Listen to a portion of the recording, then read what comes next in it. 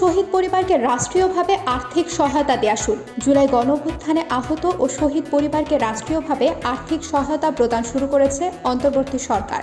সোমবার রাজধানীর তেজগাঁওয়ে প্রধান উপদেষ্টার কার্যালয়ে ২১টি জুলাই শহীদ পরিবার ও ৭ জন আহতের মধ্যে আর্থিক চেক হস্তান্তরের মধ্য দিয়ে এই কার্যক্রমের আনুষ্ঠানিক উদ্বোধন করেন প্রধান উপদেষ্টা ডক্টর মোহাম্মদ ইউনূস। হাতে মাত্র ৪ দিন, চুক্তি বাকি অর্ধেক এজেন্সি। হাতে মাত্র ৪ দিন বাকি থাকলেও প্রায় অর্ধেক এজেন্সি চলতি বছরের হজের জন্য সৌদি আরবের সেবাদানকারী প্রতিষ্ঠানগুলোর সঙ্গে চুক্তি সারেননি। আবরার ফাহাদ হত্যা মামলা, হাইকোর্টে আপিল শুনানি শুরু। বহুল আলোচিত বুয়েট শিক্ষার্থী আবরার ফাহাদ হত্যা মামলার মৃত্যুদণ্ডপ্রাপ্ত আসামিদের আপিল ও ডেথ রেফারেন্সের শুনানি শুরু হয়েছে।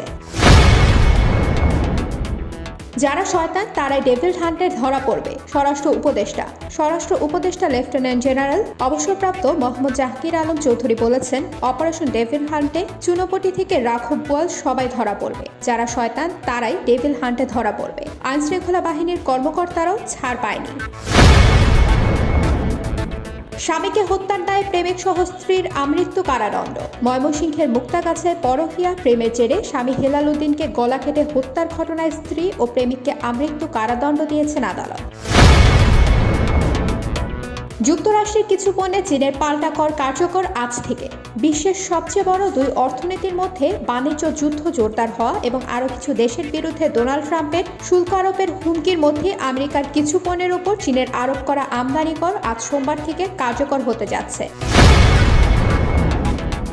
ইসরায়েলি হামলায় প্রাণ গেল অন্তঃসত্ত্বা ফিলিস্তিনি নারী। ফিলিস্তিনের অধিকৃত পশ্চিম তীরে ইসরায়েলি বাহিনীর হামলায় ৮ মাসের অন্তঃসত্ত্বা এক নারী নিহত হয়েছেন। অধিকৃত এই ভূখণ্ডে নূর শামস শরণার্থী শিবিরে ইসরায়েলি অভিযান চলাকালে প্রাণ হারান ওই নারী।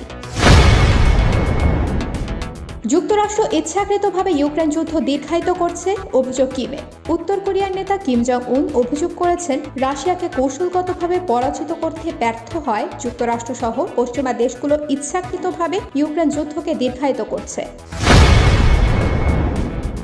অ্যাথলেটিক্সের খালেক আর নেই। বাংলাদেশের অ্যাথলেটিক্সের বেশ পরিচিত মুখ আব্দুল খালেক। সাবেক ক্রীড়াবিদ, কোচ ও বিকেএসপির উপপরিচালক হিসেবে দায়িত্ব পালন করা খালেক আজ সকালে রাজধানীর এক হাসপাতালে চিকিৎসাধীন অবস্থায় মৃত্যুবরণ করেন।